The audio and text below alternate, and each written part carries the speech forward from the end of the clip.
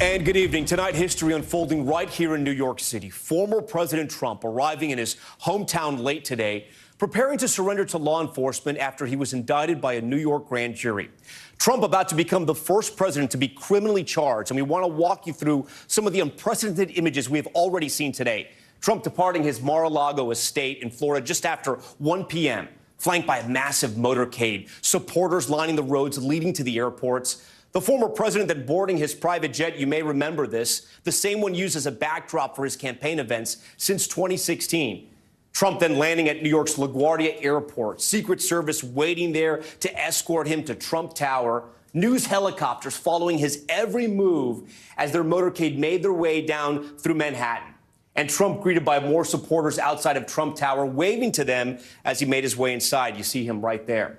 The small but devoted group waiting outside for hours to see the president for just a few seconds. Even more people expected to show up tomorrow. The anticipation of those crowds, plus the possibility of protests, has law enforcement in New York on high alert. The entire NYPD ordered to be in uniform as Trump makes the journey across much of Manhattan tomorrow. From Trump Tower, you see it here, all the way down to Lower Manhattan, where he'll be in court. He's expected to voluntarily surrender and enter a plea just after 2 p.m. Inside that court with him will be a brand new face. NBC News confirming an 11th hour shakeup on the Trump legal team. White-collar criminal defense lawyer and former federal prosecutor Todd Blanche reportedly taking the lead on Trump's defense the day before this is all set to go down. We have a full team of reporters and analysts standing by to break down that decision and the gravity of this moment, including a guest with a unique insight into the former president's thinking. Mark Lauder, a former special assistant to President Trump in the White House, and Vice President Pence will join Top Story Live in just moments. But we begin our team coverage first with NBC's Jarrett, who is outside that courthouse in Lower Manhattan, and he leads us off tonight. Former President Trump touching down in New York City tonight, walking off his plane into a waiting vehicle at LaGuardia Airport, escorted by the NYPD and Secret Service through Manhattan, waving as he then walked into Trump Tower. All ahead of a history-making appearance tomorrow before a New York state judge, the first former president to face criminal charges. Tonight, the mayor with this warning to any protesters outside Mr. Trump's arraignment. Control yourselves. New York City is our home, not a playground for your misplaced anger. President Biden was asked if he's worried about unrest. No, I have faith in the New York Police Department. The NYPD now coordinating with the Secret Service to keep the former president's visibility low during his processing at the courthouse in Lower Manhattan. Sources familiar with the planning say Mr. Trump will be fingerprinted, but likely won't have a mugshot or DNA swab taken. Secret Service agents will never be more than arm's length away from him. The former president expected to be arraigned on some 30 document fraud-related counts, according to two sources familiar with the still-sealed indictment. His attorneys vowing a not guilty plea. He's gearing up for a battle. This is something that obviously we believe is a political persecution. Manhattan DA Alvin Bragg's investigation has centered around 2016 hush money payments made by former Trump fixer Michael Cohen to adult film actress Stormy Daniels to buy her silence about an alleged affair with Mr. Trump, which he denies. Falsifying business records could be a misdemeanor, but in an untested legal gamble, Bragg may charge Mr. Trump with a low-level felony. Mr. Trump blasting Bragg on social media as, quote, corrupt, and his case as election interference. The charges from a Democratic DA largely uniting Republicans. I watch it happen all the time in the third world and in developing countries. They use prosecutors to go after candidates. Even those expected to challenge Mr. Trump for the GOP nomination are slamming the progressive prosecutor. He doesn't want to charge people with felonies. So now he turns around purely for political purposes and indicts a former president on misdemeanor offenses that they're straining to try to convert into felonies. That is when you know that the law has been weaponized for political purposes. All right, Jarrett joins Top Story Live tonight from Lower Manhattan outside that courthouse. So, Jarrett, the entire country watching these developments, right? And we've just learned now that Manhattan DA Alvin Bragg is set to hold a news conference tomorrow. News organizations have petitioned to have cameras in court. Do we know if we'll see this? And do we know if Team Trump has responded to this request? Yeah, news organizations have been arguing to open up this entire process, but Mr. Trump's attorneys in a filing before Judge Merchan said they do not want to see cameras in the courtroom, arguing that it would add to a circus-like atmosphere, potentially put their client in danger, and could make it harder for him to get a fair trial and a presumption of innocence. That's their argument. No ruling yet from the judge. All right, we're waiting to hear on that. And then, Garrett, give us a sense of what was the day like outside of court today, or today and into the night. A lot of anticipation out here today, Tom. A growing media footprint, a growing security footprint from the NYPD and court police officers who've been trying to secure this courthouse really since late last week after the indictment news came down. And just within the last few minutes, we've started to see some pro-Trump demonstrators arrive. Of course, big protest scheduled here for 10:30 tomorrow morning, or at least its organizers are promising a good turnout. That was not the case 2 weeks ago, the last time Mr. Trump tried to have a protest in his defense here at this courthouse. All right, Garrett Hake leading us off tonight. Garrett, we do appreciate it. Donald Trump's presidential campaign says it has raised more than $7 million since his indictment was announced. And like we mentioned, the former president plans to speak tomorrow evening back at Mar-a-Lago, a speech we will bring you live right here on NBC News Now. It'll be the first time we believe we will hear from Trump on camera following his arraignment tomorrow afternoon. Tonight, we are joined by a special guest, Mark Lauder. He is the former director of strategic communications for the 2020 Trump-Pence campaign. In the White House, he served as a special assistant to both President Trump and Vice President Pence. Mark, thank you so much for joining Top Story tonight. I do want to get right into it. You worked closely with former President Trump. What do you think is going on in his head right now? I think it's all about the fight. These charges were filed and will be read tomorrow, and I think he's gearing up to fight them. This is not something that even the DOJ or the FEC decided to prosecute. This is being done in a state court in New York, so I think he's fully prepared to fight these charges. You know, Mark, you work in strategic communications. Tomorrow, as we mentioned, the former president will address this indictment from Mar-a-Lago. How much do you think of that speech is going to be a defense of his case or laying out his case? And how much do you think this is going to be about the campaign of 2024?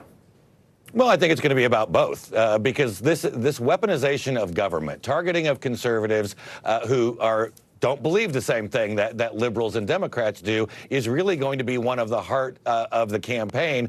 And I think you see it when you look at the polls that show that Donald Trump has actually increased his lead in the primary field since the charges have been discussed and widely expected. And I think that's because even people who were mildly turned away from the former president have now come back because they realize he's being targeted by this New York attorney when not even the feds would pursue this case. Mark, on that point, though, I do want to bring up this poll. It was from CNN. It was out this week, and it shows that 60% of Americans, 60% that responded to the poll, approve of the indictment.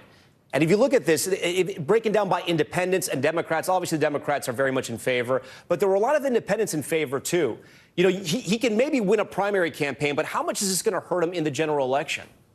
I don't think it'll become an issue in the general election. I mean, look, he's had allegations right before the 2016 election, and there have been all kinds of allegations. I think the biggest thing that's going to be centered on 2024 is Joe Biden's record. He didn't have one in 2020. Yeah, but Mark, if I can interrupt you right there, how can you talk about President Joe Biden's record when he's fighting a criminal case in a Manhattan courtroom?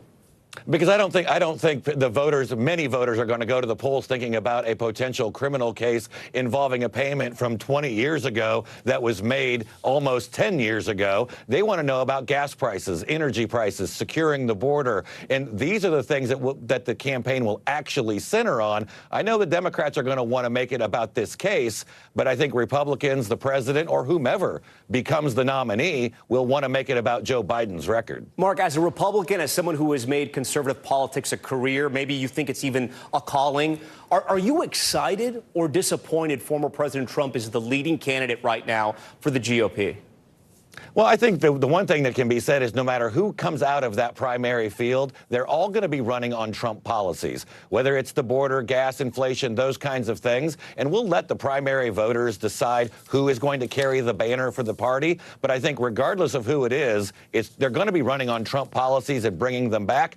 They'll all just have a different take on which one's most important and the tone and rhetoric they use in terms of wooing voters over to our side. Do you think this is going to cause a headache for other candidates, other people who want to be president? One of your former bosses, possibly vice president, Pence. And I ask this because if you're at a debate and the issue comes up, the candidates on stage are going to have to address this issue. And we're not just talking about one criminal case. Potentially, the former president could be involved in at least 2 other cases.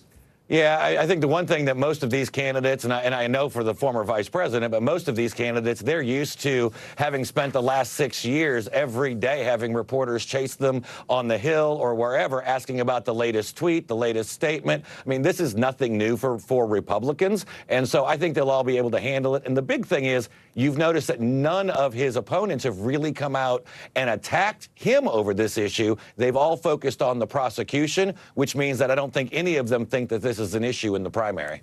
Obviously, the news cycle moves very fast. Do you think in any way this could actually help former President Trump? Again, I like to say the timeline here. August, the debates start, and then next year, obviously, we start with the primaries. It could be a long ways away. This could be well in the past by then. But do you actually think this could help him?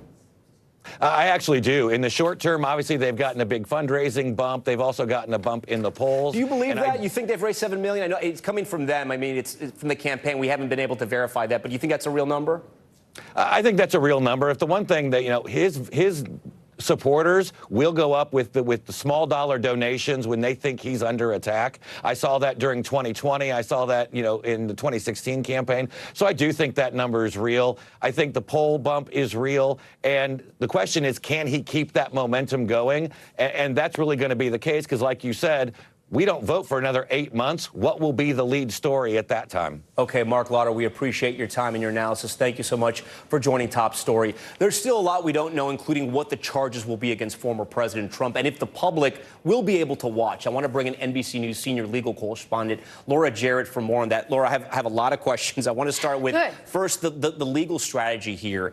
Is it a danger to bring in a new attorney right before you're going to face a judge, or is this sort of normal and not a big deal? Nothing about this is normal at all. It is certainly curious to bring someone in this late in the game. They have some catching up to do. On the other hand, if you think you need the experience and you need sort of the background to be able to marshal an effective defense, this is somebody, Todd Blanche, who has been a former prosecutor, somebody who knows the office well, someone who actually knows these charges quite well. You mentioned at the top that he represented Paul Manafort, former campaign chairman for Trump. He's involved in Trump world. Manafort faced charges in New York on falsifying business records, which is the precise charge that, at least we believe, based off of our reporting, we haven't seen the indictment, but based off of our reporting, one of the charges that we think is central to this investigation as well. So it makes sense that you would want someone who knows the case and understands the process. Do we know about the cameras? I know that a decision hasn't been made. What's your sense? I mean, because it would be unusual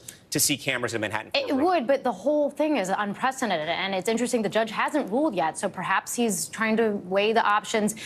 In the past, you could have a still camera at least take photographs of Trump at the top and the back end instead of having a live broadcast of the entire proceedings. So maybe he's going to split the baby in some way and try to do some compromise. DA Alvin Bragg has been very quiet about this whole thing from the get-go. We're going to have a news conference now tomorrow around 3 o'clock Eastern. What does that tell you? He probably feels as though, given all of the speculation for the last couple of days, he has not been able to tell his side of the story.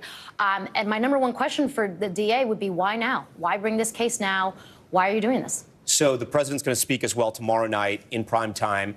Can he endanger his case in any way with what he says tomorrow? Yeah, it's been a question on, I think, a lot of our minds, given all of his posts on social media, how inflammatory they've been, not only against the district attorney, but against the judge personally. I want to put that on the screen. If our director, Brett Holy, can put it up now. This is posting on Truth Social. The former president wrote, "The judge assigned to my witch hunt case, a case that has never been charged before, hates me." Could that get Trump in trouble? He said even more things, but could that get Trump in trouble? Yeah, the question is whether the judge could actually issue a gag order, preventing him from talking about anything related to the case. Now, that is an extreme order. It's not completely unheard of, but it's rare for judges in New York to just, as a matter of course, issue gag orders. It's not done. Obviously, he has free speech rights just like every other defendant, especially when he's campaigning for public office. I think a court would be loath to impose a gag order, but you might see a warning of sorts. I talked to several lawyers who appeared in front of Judge Merchan, former prosecutors, and they said you could see him saying something to the effect of, "I just want everyone to be on notice, to be careful about tainting the jury pool in this case." typically, gag orders are there to protect the defendant. Right. Of course, the defendant is the one who actually wants to talk the most in this case. What do we think is going to happen tomorrow? He's going to. We know they already have a DNA swab. There's not going to be a mugshot. We've had that reported. It's going to be short. It's going to be, you know, it's not. There's not going to be a lot of bells and whistles. Obviously, it's unprecedented. It's history in the making.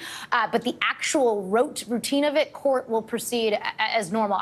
One of the things I'm interested to see is what, if anything, the district attorney says about the threats against the office, threats against, you know, anyone that has been prosecuting this case. We know that the DA has received hundreds of them. It'd be interesting to see whether they say nothing about it at all and just see what Trump says himself. Finally, as you mentioned, you were talking to lawyers about this case. What is the sense within the legal community? Do they think that the DA has a case here, or do they think this is a stretch? There's a real split. There's those of us who I consider myself in this camp who say, let's just wait to see all the evidence. Let's wait to see the actual indictment before you prejudge the strength of it. There are those plenty who say, you know what, many people decided not to bring this case, both on the state and the federal level. You heard one of Trump's allies there making this type of argument that they passed on the case once. Why bring this case now? It suggests this is elective prosecution. I think that we have to see the evidence to really judge it. Okay, Laura Jarrett, we will see you back here tomorrow, I am sure. Thank you so much, of course. And as we mentioned at the top of the show, law enforcement in New York City is on high alert. The NYPD has ordered all 36,000 officers, regardless of rank, to report in uniform. Secret Service and FBI also working with the department. City officials today warning against violence and reassuring residents the city is prepared for this historic moment. I will remind everyone that violence and destruction are not part of legitimate, lawful expression, and it will never be tolerated in our city. The people we serve know this, just as they know that the NYPD will be out there today, tomorrow, and every day to make sure that they are safe. All right, for more on the security concerns heading into tomorrow, I'm joined now by another special guest, former New York City Police Commissioner Shea. Commissioner, thanks so much for joining Top Story tonight. My first question to you, if you were commissioner right now, what would be your biggest worry? Well, you just want to make sure that tomorrow goes off without a hitch. So certainly from a logistics standpoint, it's secure the area. We have Trump Tower, we have downtown Manhattan, and you want to get the ex-president in and out as quickly as possible, as safely as possible. How much coordination is done with the Secret Service on a project like this? He's a former president, right? But obviously the entire world is watching this case now. How much pressure are both agencies under? Well, certainly there's a lot of pressure, but the good news here is that the Secret Service and the NYPD, not just for this incident, this is New York City. So when you think about the UN and presidential visits, they work hand in hand, literally week by week. You know, relationships. Congresswoman Marjorie Taylor Greene is expected to make an appearance at a pro-Trump demonstration tomorrow, we believe somewhere in Lower Manhattan. Mayor Adams mentioned this, telling her to behave. What happens when sort of these big, well-known politicians come to town in a situation like this? Does something like that get you nervous, or do you think this will all be handled? Well, I think tomorrow is the beginning of what we don't know is going to happen. And really, tomorrow, I think they will get the ex-president in. The press conferences will go on afterwards, and now the clock starts. In a situation like this, will anyone from the NYPD speak to the former president, or will everything go through the Secret Service in case he wants to make a gesture outside of court, in case he wants to get up on a car? And he hasn't done this for years, but in case he sort of, I don't want to say goes rogue, but calls an audible and wants to say hi to his supporters, is anyone from the NYPD, you think, having a conversation with the former president saying, listen, security is going to be very tight here, we need to be careful? That would happen camp to camp, so the NYPD would be coordinating with the Secret Service, but directly with the ex-president, I don't see that happen. Okay, former Police Commissioner Shea. Dermot, thank you so much for joining Top Story tonight. We do appreciate it. We do want to move on out of those devastating tornadoes and the outbreak that left dozens dead this weekend. 100 suspected tornadoes reported across 15 states from Iowa to New Jersey since Friday. So many communities now reeling, left to shift through the rubble as more severe weather makes its way towards the south. Emily Aketa is in the zone tonight.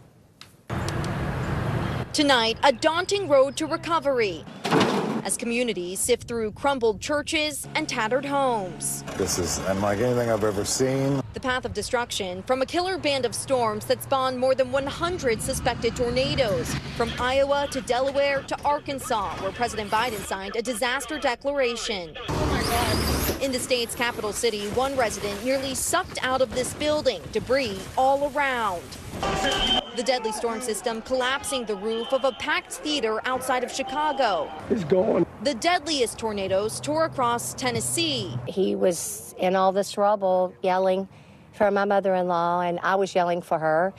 And he kept telling me he couldn't find her. Gay and David Pinkney making the devastating discovery of their mother's body amid the rubble. At least 32 people have been killed by this weekend's swath of storms. X's and O's marking homes already searched by first responders.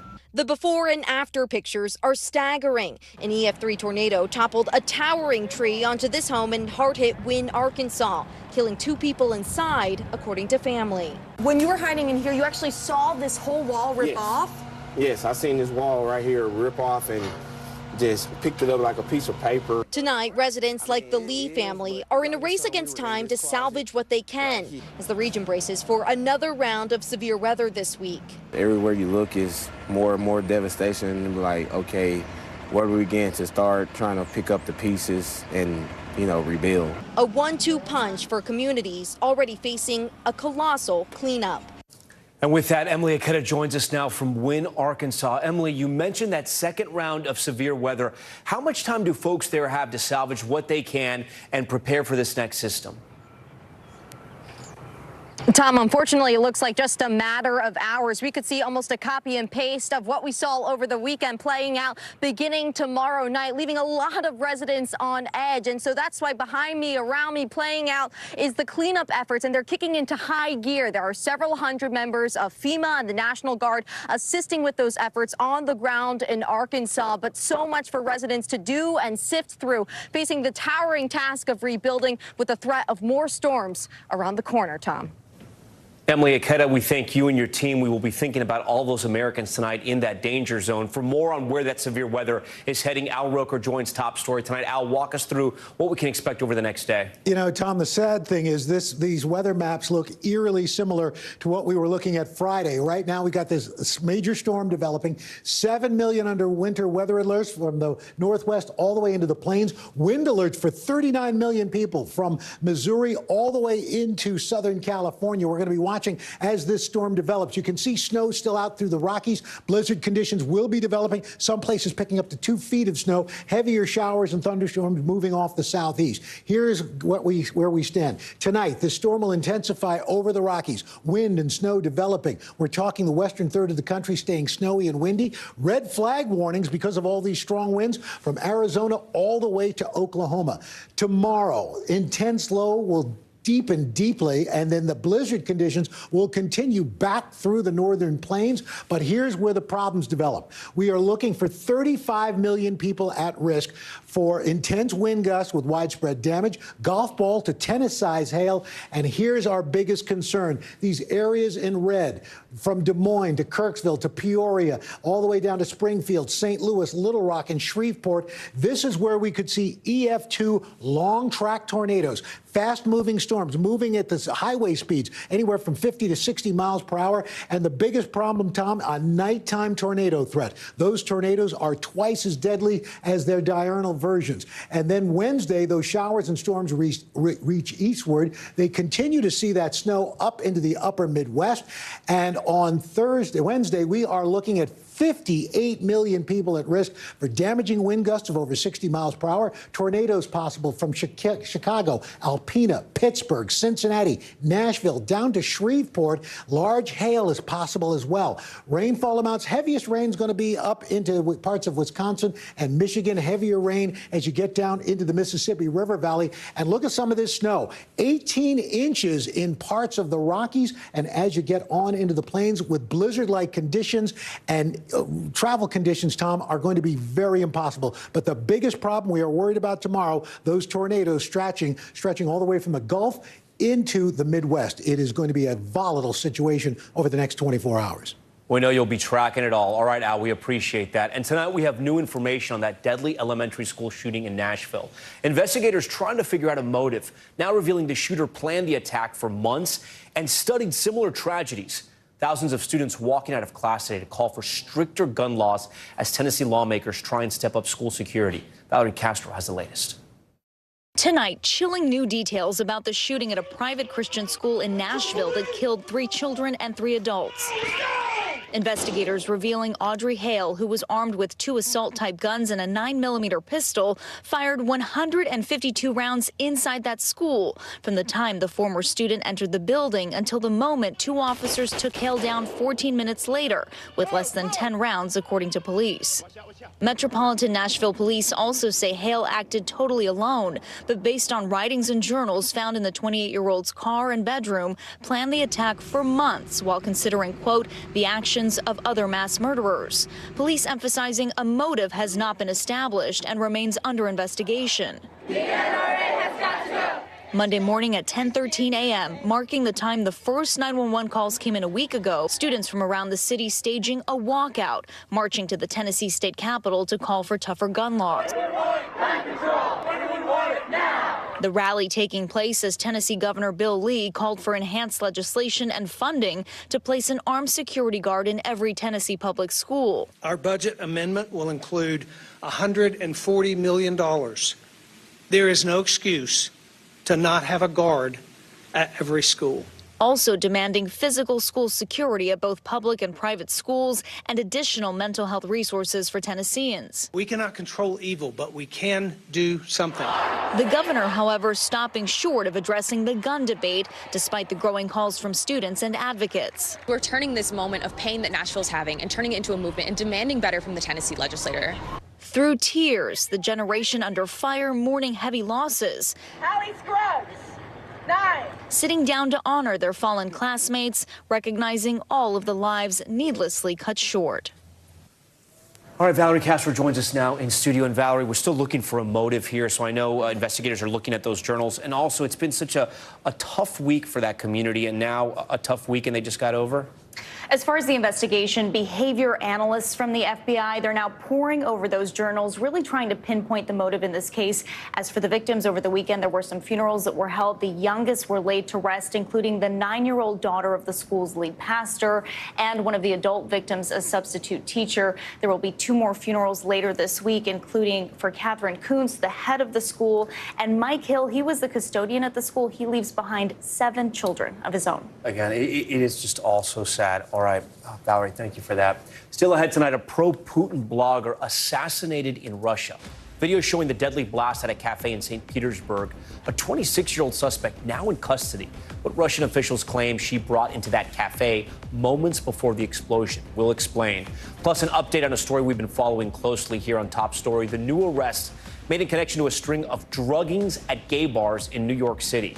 And a mid-air scare for First Lady Jill Biden, where she was headed when her plane was forced to make an emergency landing. Stay with us. Top Story is just getting started on this Monday night.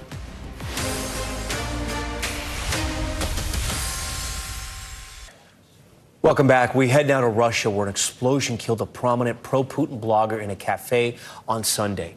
Russian prosecutors then arresting a woman who they say is responsible for bringing an explosive figurine to where he was making an appearance. But more questions remain about who did this and why. Josh Letterman with this strange story tonight. Tonight, there are more questions than answers about who killed prominent pro-Kremlin military blogger Vladimir Tatarsky in a public cafe explosion, and why. Was it Ukrainian spies, an anti-war activist, a Russian opposition figure's allies, or maybe infighting among President Putin's supporters? The Kremlin calling it a terrorist act. And Russian prosecutors pointing the finger at this woman, 26-year-old Daria Trepova, seen here being escorted by investigators, now under arrest. Tatarsky was giving a talk in St. Petersburg on Sunday when witnesses say he was given a figurine as a gift. This witness says Tatarsky put the figurine on a table next to him, and 4 or 5 minutes later, it exploded. Dozens were injured. Tatarsky, whose real name is Maxim Fomin, was a strident defender of Russia's war in Ukraine, with a social media following more than 500,000 strong. Influential enough to be invited to the Kremlin, where in September he recorded this video. He doesn't mince words. He says, "We will beat everyone. We will kill everyone. We will rob everyone who needs to be robbed." Now, Russia's Internal Affairs Ministry releasing this video of a woman believed to be their suspect being interrogated, saying she brought a figurine of Tatarsky to the cafe where he was killed when the figurine exploded. Asked who gave her the figurine, "Can I tell you later?" she says, before the video cuts off. It's unclear whether that video was made under duress, potentially a forced confession. A Russian libertarian news site called SVTV reporting her husband says while they oppose the war in Ukraine, he believes she was framed. Russia's National Anti-Terrorism Committee has claimed without providing evidence that Ukrainian special services were behind the killing, along with agents tied to leading Kremlin critic Alexei Navalny, currently in Russian prison. Navalny's group ridiculing that claim on Twitter. Tatarsky is not the first Russian war propagandist killed since the invasion began. In August, a car bomb in Moscow killed 29-year-old Daria Dugina, a pro-Kremlin TV commentator and daughter of a prominent Russian ultranationalist. After both killings, Russian authorities claiming they were assassinations by Ukraine. President Zelensky responding today. I'm not thinking what's going on in St. Petersburg or in Moscow. They have to think, Russia has to think about their cities. But Tatarsky was also sharply critical of the Russian military's performance in the war and its battleground failures, wanting Russia to be even more aggressive in Ukraine, leaving an opening for an alternative motive, infighting within Putin's government. A top aide to Zelensky tweeting about the explosion, "Spiders are eating each other in a jar." Josh Letterman joins us tonight from London. Josh, what has the Russian government's response been to that pro-Putin blogger's death? Well, Russia has claimed that this is the latest example of why they're fighting in Ukraine, saying that Ukraine's government has long been behind terrorism and assassinations. And today, President Putin signed a declaration posthumously awarding Russia's Medal of Courage to the blogger for displaying bravery in the line of duty, Tom. Josh, on that point, that recognition, obviously quite a contrast to the American journalist that we've been covering here from the Wall Street Journal that was arrested in Russia last week. Any updates on his case? Well, his legal team today filed an appeal of his arrest. And in the meantime, he was visited by a human rights monitor who says that he's in a quarantine cell but has access to a change of clothes and to a television, saying he's being fed porridge for breakfast and cabbage soup and chicken for lunch, describing the American as being in generally good spirits, Tom.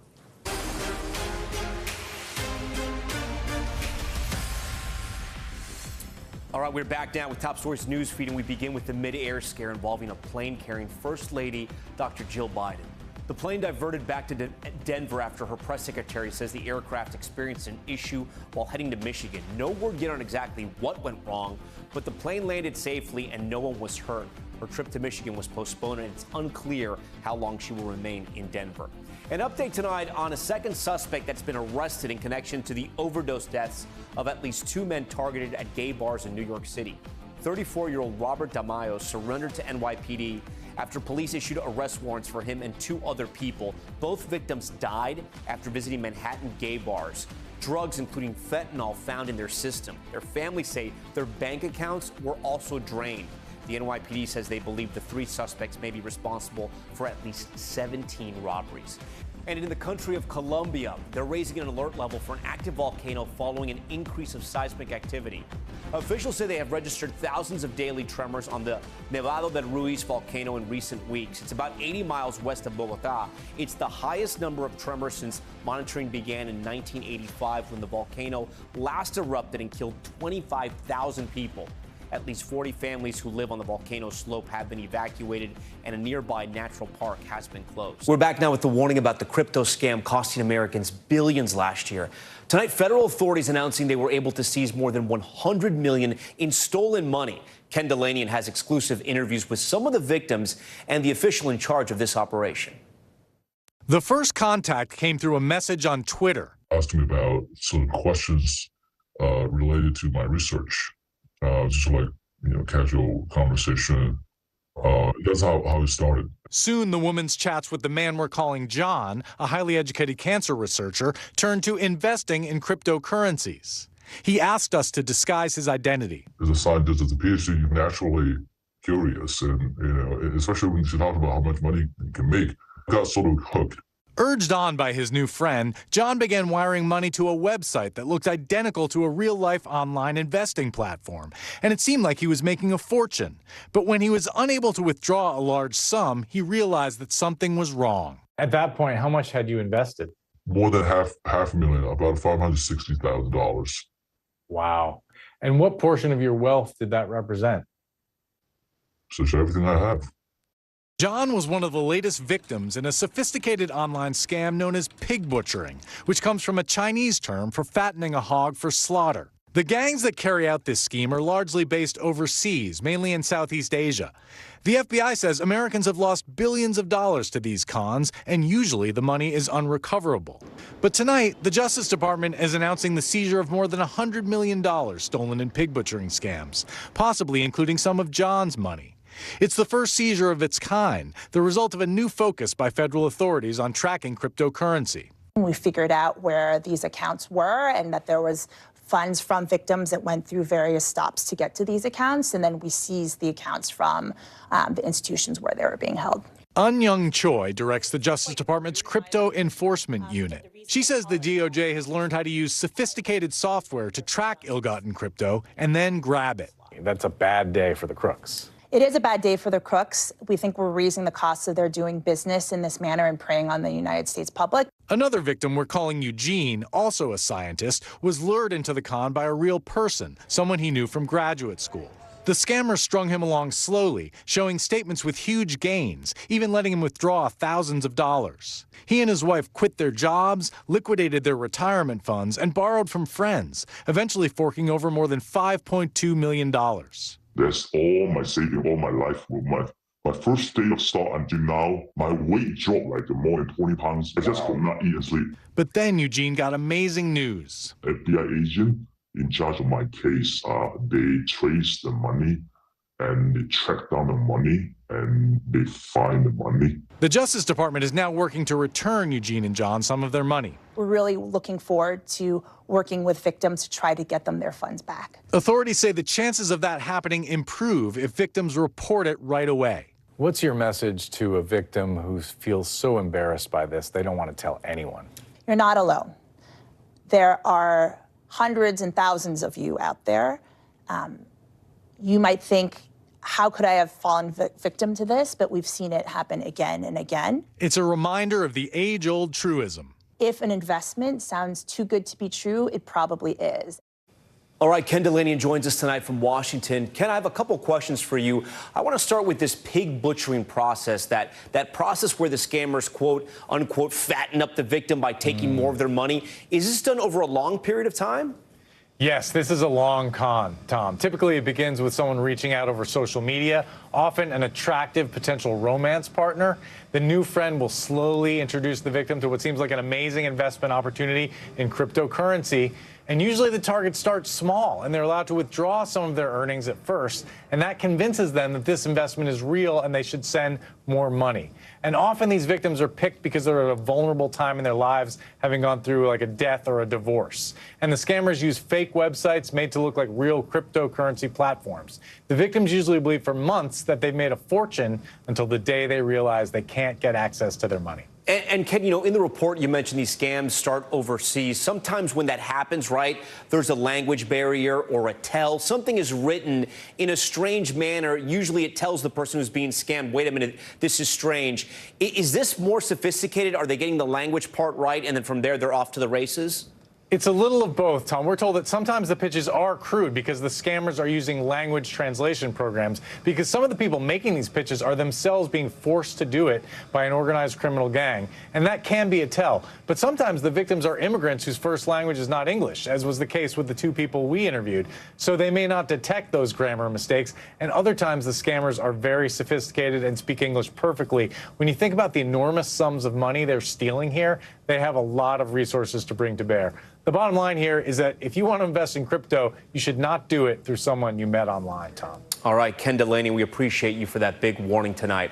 Coming up, AI turning travel agent, guiding our correspondent through the streets of Rome for all the best sights and the best sounds. So what could possibly go wrong? Plenty. We'll explain. That's next. Welcome back. If you have a big trip coming up, you may be thinking about using an AI travel agent. Several apps are now using artificial intelligence software to help travelers plan their trips. And our Kelly Kobiella hit the streets of Rome to test out the software and see if it really works. Rome, breathtaking, enchanting, and at times overwhelming. And I don't want this space, it's too touristy. We need to figure out something. We have hungry kids. With so much to see and do, how do you decide? Guidebooks, tours, or the latest option? AI. That's right. I'm going to let artificial intelligence plan my every move. Alongside someone who really knows these streets. Claudio! NBC's Rome correspondent, Claudio Lavanga. Welcome to Rome. Let's just see what happens with this. First up, an app called iPlan.ai, a user-friendly AI-based travel planner. Choose your interests, time frame, and budget, and it offers up a full itinerary. Guess what the first location is? The Colosseum. It guides us to all of the top attractions, but there's a problem. It goes through the night, like yeah, we're 4 in the morning, 5 from 4 at the Spanish Steps at 4 a.m. Putting the strange schedule aside, we set out for the first stop. It's so big. No surprise, it's packed, long lines, and a major hurdle. No more tickets. No more tickets. Nope. Rome's big attractions have to be booked in advance. The app didn't tell us that.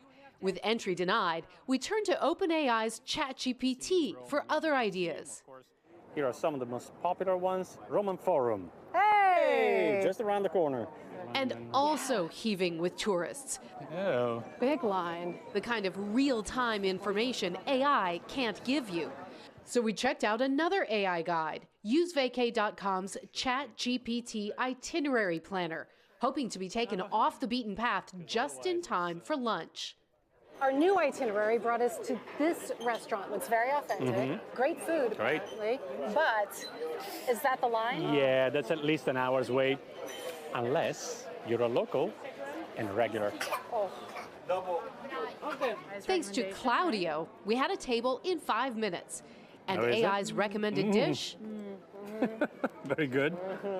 The last itinerary was the best yet, taking us through a charming neighborhood, to a museum Claudio hadn't visited, and a wine bar popular with locals. Longtime travel writer and Roman resident Natalie Kennedy says AI may not know whether that gem you think you found is still open for business. But AI has to rely on information that's published. It really doesn't always get updated that quickly online, especially in a place like Italy that is not super tech forward. And so that information is usually out of date.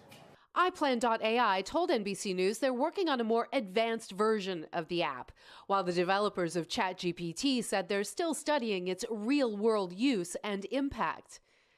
Maybe a glass of wine. Maybe a glass of one or two. Hello. Our final AI stop? Another winner, a historic restaurant in a quiet square. Did AI work? Hit and miss. It's a good starting point, but at the end of the day, when in Rome, do as the Romans do. That's right. Cheers. Cheers. Kelly Kobiella, NBC News, Rome. All right, we're glad Kelly also had the help of Claudio on that assignment. We do want to mention, since they shot that story, ChatGPT has temporarily been disabled in Italy at the request of regulators there due to concerns over users' data privacy. So if you're headed to Italy, you're going to have to use a real travel agent for now. Thanks so much for watching Top Story. I'm Tom Llamas in New York. Stay right there. More news on the way. Thanks for watching our YouTube channel. Follow today's top stories and breaking news by downloading the NBC News app.